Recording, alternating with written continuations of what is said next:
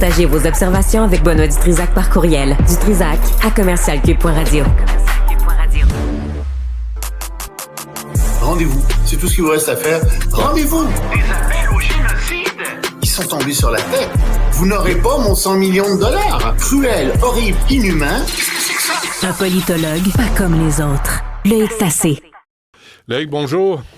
Bonjour, Benoît. Grosse journée, hein? Hier, autant pour Trump que pour tous les analystes ou politologues comme Absolument. toi. Absolument. Vraiment. Puis il a continué à travailler en soirée, là.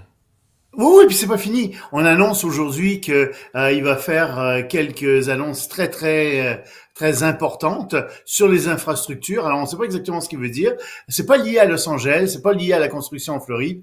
Est-ce qu'il s'agit de murs aux frontières? Est-ce qu'il s'agit de prisons pour les immigrants illégaux? On ne sait pas. Mais il y a d'autres annonces très importantes qui doivent arriver aujourd'hui. Donc, on attend ça aussi. Bon, et là, oui. Los Angeles, il faudrait quand même s'en occuper parce que on n'en parle plus, mais la catastrophe perdure. Ben, Los Angeles, la catastrophe perdure, évidemment. Et on va voir ce qu'il va faire. Il n'y a pas beaucoup d'empathie pour Los Angeles, mais tu sais, l'attention nationale en ce moment, elle est pas là. Puis à travers le monde entier, ben, Los Angeles est relégué, je te dirais, à la 2e, 3e, 4e page des journaux. C'est plus non plus dans l'actualité. Par contre, ce que Trump a fait hier, alors ça, oui, c'est partout. Et tu as des réactions un peu partout à travers le monde à son discours d'investiture. Et c'est très intéressant de voir ça. Par exemple, la réponse de Xi Jinping, qu'est-ce que c'est? Ben, Xi Jinping, il a dit la Chine et la Russie devraient consolider et étendre leurs relations. Alors, tu vois, Trump a fait peur, en fait, à la Chine et à la Russie qui vont se rapprocher davantage avec ça. Au Mexique, la présidente a dit faut garder la tête froide avec tout ça. Il faut agir donc de manière très réfléchie. En Allemagne, Olaf Scholz a dit il faut défendre le libre-échange, tu vois. Et donc les réactions, oui, c'est à la une de tous les journaux, on en parle partout, mais les réactions sont pas des réactions très positives à travers le monde. En fait, avec ce qu'il a fait, avec ses 26 décrets. Et c'est pas une centaine de décrets, hein. J'entends tout le monde dire il y a une centaine de décrets, il y a une centaine. Non.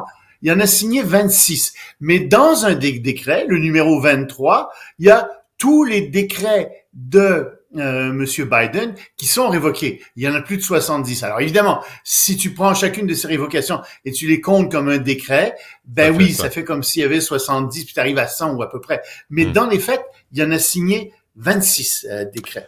Mais la réaction que tu viens d'énumérer, là, le Mexique, l'Allemagne, la Chine, en même temps, là, la réaction à Trump, puis le message de Trump, c'est « Réglez vos problèmes chez vous ». Puis arrêtez de nous les mettre sur... Puis arrêtez de penser que les États-Unis vont payer pour le temps au complet. Payez votre juste part.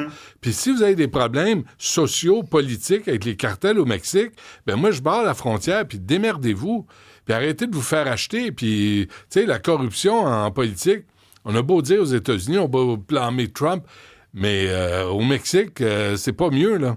Fait que qui règle les problèmes sur place? Oui, mais d'une certaine manière, et tu as raison, et Trump aussi, d'une certaine manière, c'est que les États-Unis d'aujourd'hui, en 2024, c'est pas les États-Unis d'il y a 75 ans. C'est pas les États-Unis du lendemain de la Deuxième Guerre mondiale où les États-Unis formaient plus du tiers de l'économie mondiale. Exact. Plus du tout ça. C'est plus les États-Unis qui sont la première armée au monde. C'est plus ça.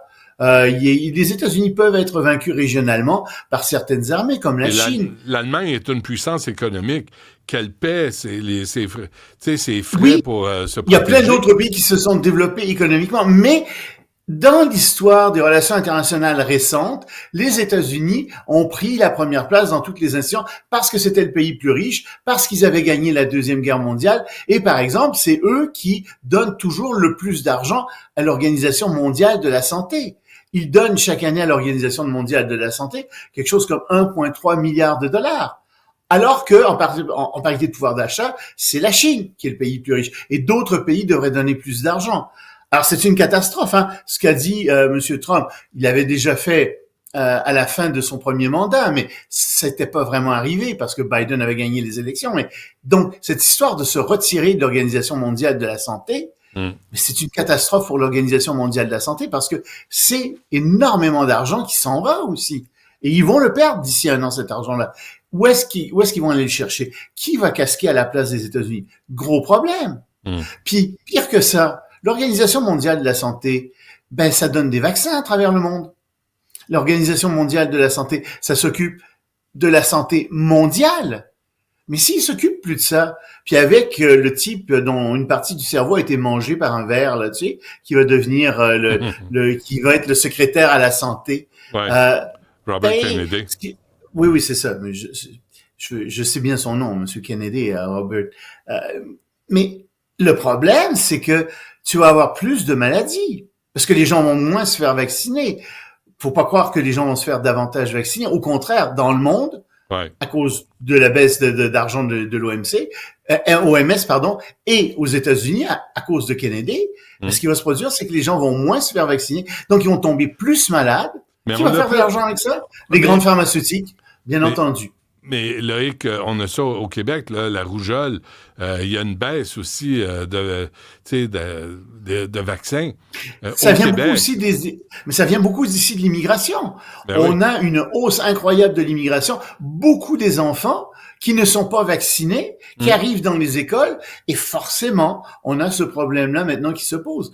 Puis il faut que la rougeole redevienne faut absolument qu'on ait des vaccins obligatoires contre la rougeole, mais t'as des idiots. Je souligne 3 fois, des idiots qui pensent que le vaccin pour la rougeole donne je sais pas quoi et qui feront pas vacciner leur enfant au risque de faire mourir leur enfant ou de très sérieusement handicaper leur enfant au risque de faire courir la maladie partout au Québec. Alors que c'est un vaccin qui est immensément efficace et sécuritaire. Mais t'as des gens qui vont pas faire vacciner leur enfant pour la rougeole pour toutes sortes de raisons stupides et religieuses parfois. Oui, il faut pas l'oublier. Qui font partie de l'ensemble des raisons stupides d'ailleurs. Oui, c'est donc, ça. Bon, et le nombre de milliardaires dans le monde qui augmente? Ben ça, c'est assez extraordinaire. C'est Oxfam qui a sorti ces chiffres-là. Le nombre a augmenté de plus de 200, de 204. Ils sont rendus 2769 milliardaires dans le monde.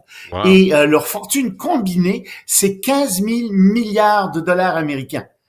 Et en l'année dernière, c'était 13 000 milliards de dollars américains. Donc, ils ont augmenté énormément leur fortune. Et s'ils formaient un pays, ben, ils seraient la 3e puissance économique du monde en parité de pouvoir d'achat, derrière la Chine et derrière les États-Unis. Ça te montre la puissance de ces gens, l'argent que tous ces gens-là. Plus choquant encore, mais la milliardaire fortune... résident, genre? Le milliardaire résident. Oui, c'est ça, si tu veux. Oui, ça serait le milliardaire résident, si tu veux.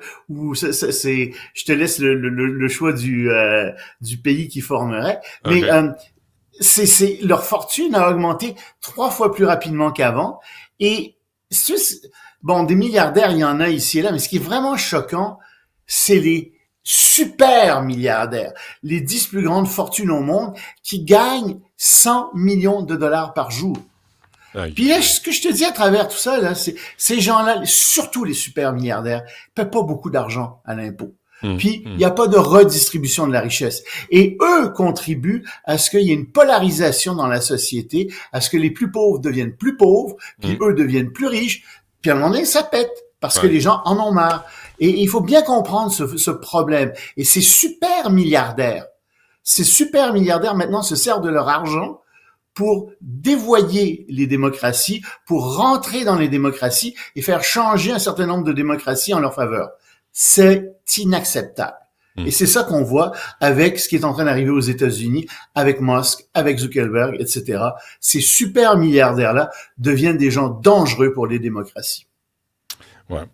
Bon, on va se laisser là-dessus parce que il y a beaucoup d'argent en politique, on le sait, d'un côté comme de l'autre, d'ailleurs. Et ça, c'est rien pour rassurer la population, les travailleurs qui payent leur juste part.